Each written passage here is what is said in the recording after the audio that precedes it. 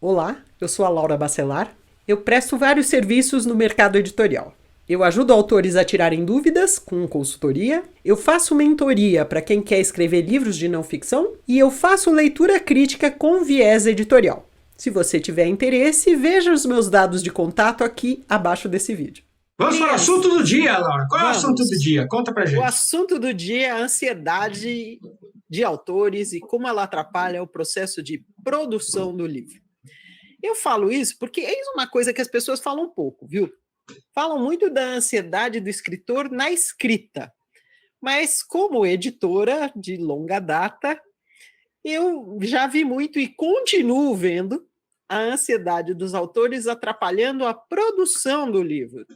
Que é a etapa onde eu estou inserido, inclusive. O Sidney também. Ansiedade, e eu acho que podemos englobar insegurança também, né, Laura? São duas coisas que andam de mãos dadas, de certa forma, né? Sim, mas a ansiedade porque a insegurança, se a pessoa. Tudo bem, eu estou insegura, mas eu vou levando e eu não vou atrapalhar o processo de produção, tá bom. Vai com medo, mas vai, né? Agora, a ansiedade, em geral, leva a ações, gente, que totalmente atrapalham a produção do livro. Eu queria explicar um pouquinho, porque isso eu vejo acontecer a toda hora. Aliás, nesse momento, eu estou acompanhando dois autores que estão embolando o processo por conta de ansiedade. Então, é muito comum. Então, eu vou recomendar a vocês, por favor, qualquer tipo de livro, tá? Ficção, não ficção, biografia. Estou acompanhando um autor que escreveu a história da família dele. E ansiedade, ansiedade. Onde a ansiedade atrapalha? Assim, quando você escreve, claro, você tem medo, você muda, você faz, você não está muito certo, darará. Quando você começa a perguntar para os amigos, você abre a porta dos horrores, de modo geral, né? Por quê? Você só deve perguntar para. Aliás, você não deve perguntar para mim. Tá? Eu acho assim: você só deve consultar leitores beta, que são leitores que correspondem ao seu público-alvo. Amigos, se não for do seu público-alvo, você não deve consultar. Nem parente. E nem conta pra ele que você está escrevendo, e também se ele pedir o texto, você fala, não, não, não, Não está não tá. pronto. É. Por quê? Porque essas pessoas gostam de você, querem ajudar, tiram da algibeira, olha só, eu leio Machado, né? Tiram da algibeira uma opinião que muitas vezes não serve para nada. Porque na boa vontade de querer dar uma contribuição, vem, não é leitor-alvo, tá? E vem e diz o que acha, mas o que acha não tem nada a ver, e em geral atrapalha.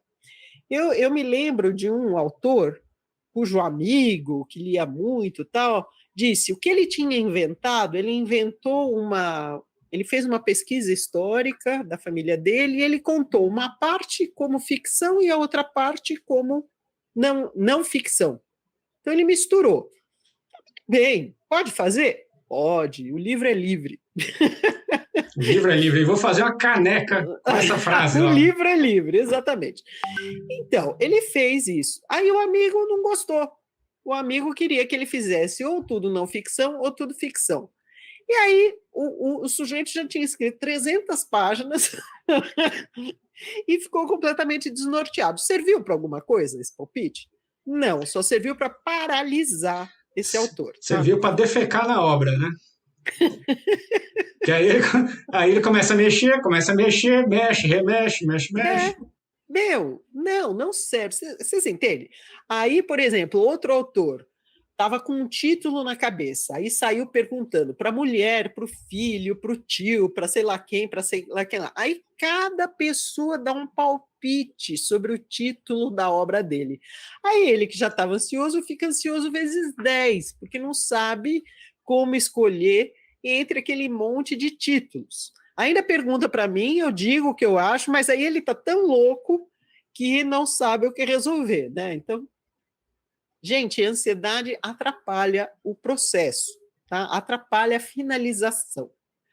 Então, o que, que você deve fazer? Respirar fundo e buscar dentro de si a, a sua diretriz. Sempre lembrando que livro não é operação no cérebro, então se você fizer uma coisa ou outra, ninguém vai morrer. Então tudo bem, É, não precisa arrancar os o cabelos, máximo tá? é morrer de raiva, mas até aí tá tudo bem. E até bom, é até Certo? indesejável. Não, e não tem certo e errado. Não tem título certo, título errado. Isso é uma bobagem, sabe? Tem um título que você gostou mais e outro não. Ponto. Então, é muito ruim esse tipo de permitir que cheguem opiniões que paralisem o seu processo. Não faça isso. E a segunda coisa é, por ansiedade também, não entender que o livro tem várias etapas, mas várias. Quem já acompanhou a produção do livro sabe, ele não é uma coisa só, eles são várias etapas. Tem a etapa da escrita, aí tem a etapa de você rever, aí tem a etapa de você finalizar os vários textos, aí tem a etapa de você mandar para uma revisão, deveria, né? Aí volta da revisão, aí você tem que liberar, aí tem etapa de ser diagramado, aí volta da diagramação, você tem que dar uma olhada, aí tem etapa, é uma etapinha atrás da outra. Quem tem ansiedade, isso acontece muito dentro de editora e com autores independentes.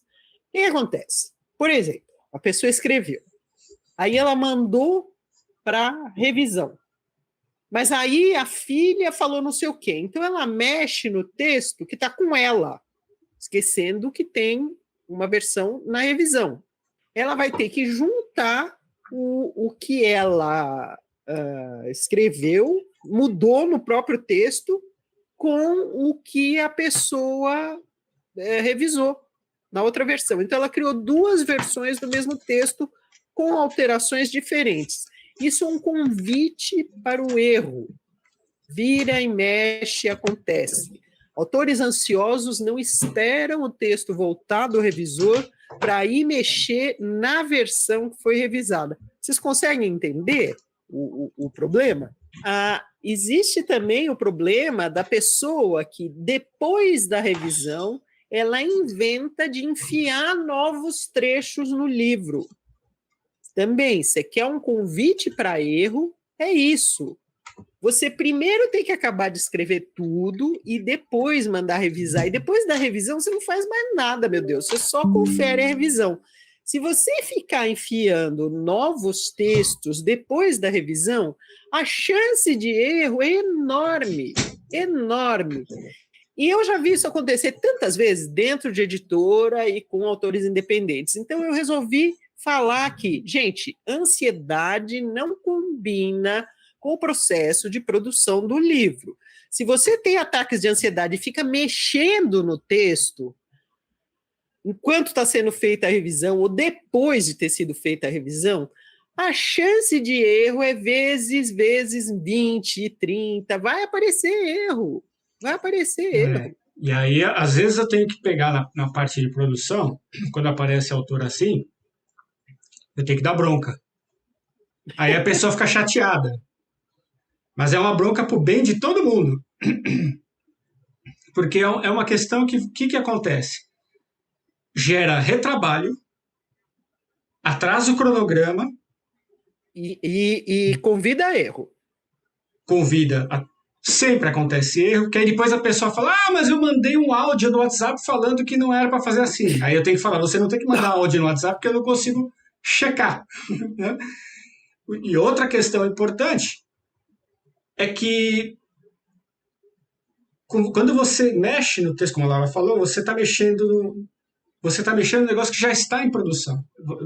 Não há como eu ficar checando uma coisa que está acontecendo ao mesmo tempo em outro lugar. Eu sempre falo para o autor: fez o seu texto, agora você vai esquecer dele, você vai fechar, você vai fazer outra coisa qualquer, me esquece por uns 15 dias. Porque depois eu volto para falar com você. Exato. O Sidney está sendo exagerado, mas, gente, isso é válido para a produção de qualquer livro em qualquer lugar, tá?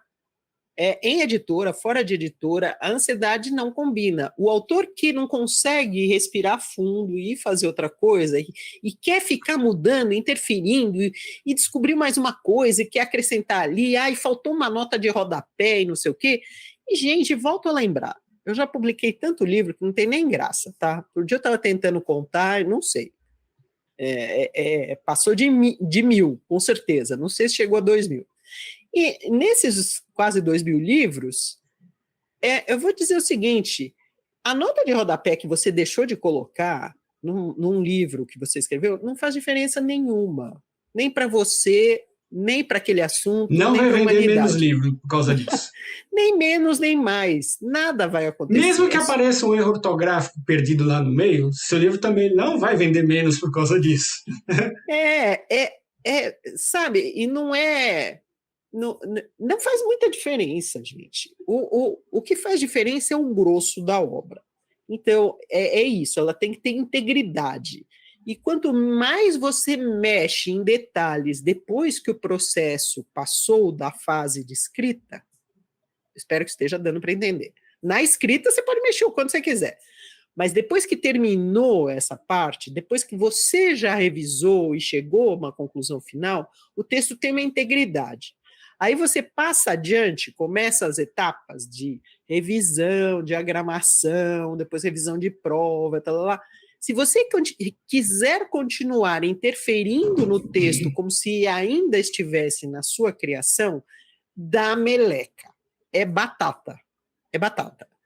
Mesmo nas editoras mais tradicionais, com equipe de revisão, esse tipo de atitude de autor dá desastre. Eu me lembro, eu vou mudar um pouquinho para não entregar exatamente, mas era assim, era um autor de nomão, nome reconhecível, catedrático, aquelas coisas, né? Super intelectual, não sei o quê, e ele inventou de escrever um livro cujo nome, desde o início, era algo como a face, era parecido com isso, não era exatamente isso, mas a face oculta da economia. Que belo nome, todo mundo, não sei o quê. Aí, lá pela primeira prova, um amigo resolveu que face oculta, que coisa horrível, dá uma impressão de lua, não tem nada a ver com economia, que péssima ideia, e bereré, fez a cabeça dele que era um mau título. Aí o sujeito resolveu mudar, já na prova, para o lado desconhecido da economia. Tirou toda a graça, né? Face oculta eu achava muito melhor. Mudou para o lado desconhecido da economia. Ficou meio. Perdeu o punch, ficou meio merda, né? Olha só, isso que dá ouvir amigo para mudar título de livro. Aí o que aconteceu? Todo livro, gente, cita a si mesmo. Na contracapa, na orelha, na apresentação, no capítulo tal. Vira e mexe, o livro cita o próprio título, certo? Por exemplo, na contracapa diz em o lado oculto, né, a face oculta da economia, você encontrará, o leitor encontrará isso e isso. Então, cita o título do livro na contracapa. Muito comum isso. Muito bem, essa mudança, né, foi feita já num momento avançado. Então, o que aconteceu? O livro mudou o nome na capa, mas não mudou em alguns desses outros textos que se referiam a ele. Então, parecia uma coisa assim, meio esquizofrênica. A contracapa falava do livro como se ele tivesse outro nome. Erro super comum, super fácil de acontecer. Por quê? Porque o autor resolveu mexer depois que o livro estava em processo. Exato. Eu estou dando aqui, e saiu publicado assim. E aí sai na ficha catalográfica. Tudo errado. Sai na página de créditos. No colofão. E tudo aí, isso ele passa. Você corre esse risco. Enquanto você está escrevendo, você pode mexer em tudo. Na hora que você mesmo vai editar o seu texto, você pode mexer no que você quiser, enfiar, tirar, enxertar, acrescentar, botar nota, tudo. Porém, você tem que dar um momento em que você dá um basta. E esse basta significa, inclusive, não mais mexer naquele texto. Ele passa para o processo de produção da obra. E nesse processo de produção é que o Sidney está dizendo, vai dar uma volta, vai para a praia, vai para uma cachoeira, toma um floral, que nem alguém está dizendo aqui, vai fazer outra coisa, não mexa mais naquele texto. Aí você só aprova, você só vê de longe, você só acompanha, você não fica chilicando. Você ficar chilicando, você aumenta a chance de erro.